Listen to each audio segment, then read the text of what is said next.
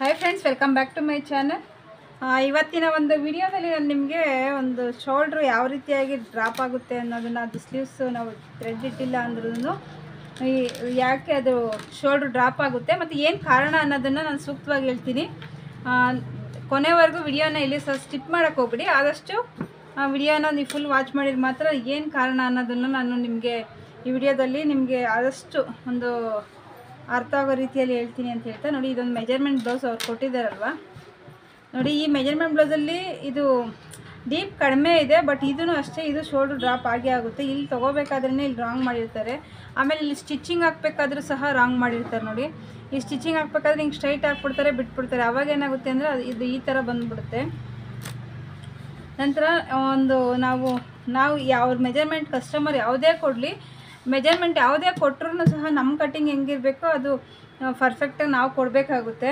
ಆಮೇಲೆ ನೋಡಿ, ಈ ಮೆಜರ್ಮೆಂಟ್ ಬ್ಲೌಸಲ್ಲೂ ಎಷ್ಟೊಂದು ತಪ್ಪು ಮಾಡಿದ್ದಾರೆ ಅಂದರೆ, ಇಷ್ಟು ಲೆಂತಿ ಬರಬಾರ್ದು. ಫ್ರಂಟ್ ಸ್ವಲ್ಪ ಲೆಂತ್ ಇರಬೇಕು, ಒಪ್ಕೊತೀನಿ. ಬಟ್ ಒಂದು 1 ಇಂಚು ಇಲ್ಲ 3/4 ಇಂಚ್ ಇದ್ದರೂ ಎಕ್ಸ್ಟ್ರಾ ಸಾಕು. ಕೆಲವೊಂದಂತೂ ಇಲ್ಲಿ ಫುಲ್ಲು ಇಲ್ಲಿಗೆ ಬಂದುಬಿಡುತ್ತೆ. ಇಲ್ಲಿಗೆ ನಾವು ಬಂತು ಅಂತಂದರೆ ಅದು ಏನಾಗುತ್ತೆ ಅಂದರೆ, ಇಲ್ಲಿ ಬರುತ್ತಲ್ವ, ಆಗ ಇದು ಇಲ್ಲಿರೋದು ಇದು ಸೇರಿ ಇಲ್ಲಿ ಫುಲ್ಲು ಲೂಸಾಗಿ ಕೂತ್ಕೊಳ್ಳುತ್ತೆ. ಆ ಲೂಸಾಗಿ ಕೂತ್ಕೊಂಡಾಗ ಇದೂ ಸಹ ಲೂಸಾಗಿ ಬಂದು ಆ ಶೋಲ್ಡ್ರ್ ಡ್ರಾಪು ಮತ್ತು ಇದೆಲ್ಲ ಲೂಸ್ ಥರ ಭುಜ ಜಾರೋದು ಆ ರೀತಿಯಾಗುತ್ತೆ. ಇದನ್ನು ಅದಕ್ಕೆ ಆದಷ್ಟು ನೀವು ಒಂದು ಬಸ್ಟ್ ಇದೇನಿರುತ್ತಲ್ಲ ಇದನ್ನು ನೋಡಿಕೊಂಡು, ಕ್ರಾಸ್ ಬೆಲ್ಟ್ ನೋಡಿಕೊಂಡು ನೀವು ಬ್ಯಾಕ್ ಮೆಜರ್ಮೆಂಟು ಏನಿರುತ್ತಲ್ಲ, ಬ್ಯಾಕ್ ಮೆಜರ್ಮೆಂಟ್ಗೆ ಸ್ವಲ್ಪ ಒಂದಿಷ್ಟು ಬಂದರೂ ಓಕೆ. ಬಟ್ ಇದು ಜಾಸ್ತಿ ಬಂದಾಗ ಏನಾಗುತ್ತೆ ಅಂದರೆ, ಇದು ಒಂದು ಲೂಸ್ ಬರುತ್ತೆ ನಿಮಗೆ. ಚೆಸ್ಟು ಲೂಸ್ ಬಂತು ಅಂತಂದರೆ ಮತ್ತು ಆ ಒಂದು ಇಲ್ಲಿ ಲೂಸ್ನೆಸ್ ಬರುತ್ತೆ.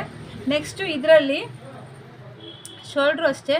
ನಾವು ಶೋಲ್ಡ್ರು ಯಾವ ಥರ ನೀವು ಕಟ್ಟಿಂಗ್ ಹಾಕಿರಲಿ, ಲಾಸ್ಟಿಗೆ ಸೇರಿಸ್ಬೇಕಾದ್ರೆ ನೋಡಿ, ನಾನು ಇಲ್ಲಿ ಕಟ್ಟಿಂಗ್ ಹಾಕಿರೋದನ್ನು ತೋರಿಸ್ತಾ ಇದ್ದೀನಿ.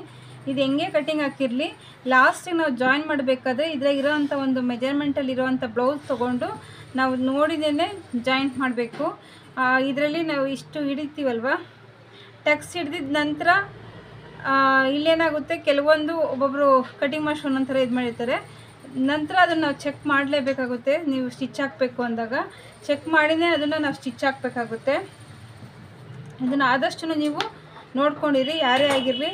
ಲೆಂತನ್ನು ನೀವು ಕರೆಕ್ಟಾಗಿ ನೋಡಿಕೊಂಡ್ರೆ ಅದು ಒಂದು ಭುಜ ಜಾರಲ್ಲ. ನೆಕ್ಸ್ಟ್ ಇದರಲ್ಲಿ ಏನಿದೆ ಅಂದರೆ ನೋಡಿ, ಇದೆಲ್ಲ ಲಾಸ್ಟ್ ನಿಮ್ಮದು ಕಟ್ಟಿಂಗ್ ಎಲ್ಲ ಆದಮೇಲೆ ನೀವೇ ಹೊಲಿಯೋದಾದರೆ ಓಕೆ, ನೀವು ಅಲ್ಲಿ ಒಂದು ಶೋಲ್ಡ್ರ್ ಹತ್ರ ಹಿಡಿತೀರಾ ಅಂತ ಹೇಳ್ಬೋದು. ಅಕಸ್ಮಾತ್ ನೀವು ಕಟ್ಟಿಂಗ್ ಮಾಡಿ ಬರೀ ನಾವು ಒಂದು ಟೈಲರ್ಸ್ ಕೊಡ್ತೀವಿ, ಕಟ್ಟಿಂಗ್ ಮಾಡಿ ಅವ್ರು ಸ್ಟಿಚ್ ಮಾಡ್ತಾರೆ ಅಂದಾಗ ಇದು ಒಂದು ಸ್ವಲ್ಪ ಕ್ರಾಸು ಫಸ್ಟಿಗೆ ತೆಗೆದ್ಬಿಡಿ. ಯಾಕೆಂದರೆ ಅವ್ರಿಗೆ ನೆನಪಿರಲ್ಲ, ಫಸ್ಟು ನೀವು ಅವ್ರು ತೆಗಿತಾರೆ ಇಲ್ಲ ಅನ್ನೋದು ಗೊತ್ತಾಗಲ್ಲ. ಹಾಗಾಗಿ ಈ ಶೋಲ್ಡ್ರನ್ನ ಇದು ಮಾಡಿದಾಗ ಏನಾಗುತ್ತೆ ಅಂದರೆ ಅಲ್ಲಿ ಸ್ವಲ್ಪ ಇಲ್ಲಿ ಫಿಟ್ಟಿಂಗ್ ಕೂತ್ಕೊಳ್ಳುತ್ತೆ. ನಂತರ ಇಲ್ಲಿ ಪೈಪಿಂಗ್ ಕೊಡಬೇಕಾದ್ರೂ ಅಷ್ಟೇ, ನಾವು ಪೈಪಿಂಗ್ನ ಎಳ್ಕೊಂಡು ಕೊಡಬೇಕು. ನೋಡಿರಿ, ಇಲ್ಲಿ ಇವ್ರು ಯಾರು ಕೊಟ್ಟಿದ್ದಾರೋ ನನಗೆ ಗೊತ್ತಿಲ್ಲ. ಪೈಪಿಂಗ್ ಯಾವುದೇ ಆಗಲಿ, ಪೈಪಿಂಗ್ ಕೊಡಬೇಕು ಅಂದರೆ ಪೈಪಿಂಗ್ನ ಆದಷ್ಟು ಎಳೆದು ಕೊಟ್ಟಾಗ ಇಲ್ಲಿ ಒಂದು ಥಿಕ್ನೆಸ್ಸಾಗಿ ಕೂತ್ಕೊಳ್ಳುತ್ತೆ ಮತ್ತು ಭುಜನೂ ಅಷ್ಟೇ ಜಾರೋದಿಲ್ಲ. ಇದನ್ನು ಈ ಒಂದು ಮೆಥಡು ಈಗ ಅರ್ಥ ಆಯ್ತಲ್ವ. ಇದು ಜಾಸ್ತಿ ಲೆಂತ್ ಇರಬಾರ್ದು, ಇದನ್ನು ಗಮನಿಸಬೇಕು. ನಂತರ ಇದು ನೀವು ಫ್ರಂಟು ಹೊಲಿಬೇಕಾದ್ರೆ ಇಲ್ಲಿ ಸ್ವಲ್ಪ ಶೇಪ್ ತೆಗಿಲೇಬೇಕು. ಕೆಲವರು ಮಾಸ್ಟರ್ಸ್ ಹೇಳೋದೇನೆಂದರೆ ಹಿಂಗೆ ತೆಗಿತೀವಿ ಅಂತಾರೆ, ಹಂಗೆ ತೆಗ್ದು ಸಹ ನಾನು ನೋಡಿದ್ದೀನಿ. ಬಟ್ ಅದಕ್ಕಿಂತ ಇದೊಂದು ಪರ್ಫೆಕ್ಟಾಗಿರುತ್ತೆ. ಈ ಒಂದು ಮೆಥಡಲ್ಲಿ ಒಂದು ಸಲ ನೀವು ಕಟ್ ಮಾಡಿ ಸ್ಟಿಚ್ ಮಾಡಿ ನೋಡಿ, ನಿಮಗೆ ಕರೆಕ್ಟಾಗಿ ಬರುತ್ತೆ ಇಲ್ಲ ಅಂತ ನಿಮಗೆ ಗೊತ್ತಾಗುತ್ತೆ. ಇಲ್ಲಿ ನಾನು 3 ಟಕ್ಸ್ ಹಾಕಿದ್ದೀನಿ, ನೀವು ಬೇಕಂದರೆ ಇನ್ನೊಂದು 4 ಟಕ್ಸ್ ಹಾಕ್ಕೋಬೋದು. ನಾನು ಒಂದು ಚೆಸ್ಟ್ ಹೆವಿ ಇರೋರಿಗೆ 4 ಟಕ್ಸ್ ಕೊಡ್ತೀವಿ, ಚೆಸ್ಟ್ ಸ್ವಲ್ಪ ಕಡಿಮೆ ಇರೋ ಅಂಥವ್ರಿಗೆ 3 ಟಕ್ಸಲ್ಲೇ ಸಾಕಾಗುತ್ತೆ. ಈ ಒಂದು ಮೆಥಡಲ್ಲಿ ನೀವು ಮಾಡಿಕೊಂಡು ನೋಡಿ. ಆದಷ್ಟು ಅಷ್ಟೇ ಇಲ್ಲಿ ಶೋಲ್ಡ್ರ್ ಇದೆ, ಯಾರ್ದು ಮೆಜರ್ಮೆಂಟ್ ಬ್ಲೌಸಲ್ಲಿ ನಾನು ತೋರಿಸ್ತಾ ಇರೋಂಥದ್ದು. ಈ ಒಂದು ಶೋಲ್ಡ್ರನ್ನ ಸ್ವಲ್ಪ ಆದಷ್ಟು ಹಿಡಿಬೇಕಾಗುತ್ತೆ. ಸ್ವಲ್ಪ ಒಂಚೂರು ಹಿಡಿದು ಮತ್ತು ಪೈಪಿಂಗ್ ಕೊಡಬೇಕಾದ್ರೆ ಎಳೆದು ಕೊಡಿ. ನಂತರ ಇದೊಂದು ನೋಡ್ಕೊಳ್ಳಿ ಸಾಕು ನಿಮಗೆ. ಈ ಲೆಂತ್ಗೆ, ಬ್ಯಾಕ್ ಲೆಂತ್ಗಿಂತ 1 ಇಂಚು ಇಲ್ಲ ಒಂದು 1/2 ಇಂಚ್ ಇದ್ದರೂ ಸಾಕು. ಇವರು ತುಂಬಾ ನೋಡಿರಿ, ಇದು ಅಷ್ಟೇ. ಇದರಲ್ಲೇ ಅವರು ಎಷ್ಟು ಒಂದು ಮಿಸ್ಟೇಕ್ ಆಗಿದೆ ಅಂದರೆ ನೋಡಿ, ಕಟ್ಟಿಂಗಲ್ಲೇ ಮಿಸ್ಟೇಕ್. ಇಲ್ಲಿ ನೋಡಿ, ಇಲ್ಲಿ ಎಷ್ಟು ಬಂದಿದೆ, ಇಲ್ಲೇ ಒಂದು ಮಿಸ್ಟೇಕ್ ಆದಾಗ ಬ್ಲೌಸ್ಗಳು ಏರ್ಪೇರ್ ಆಗುತ್ತೆ.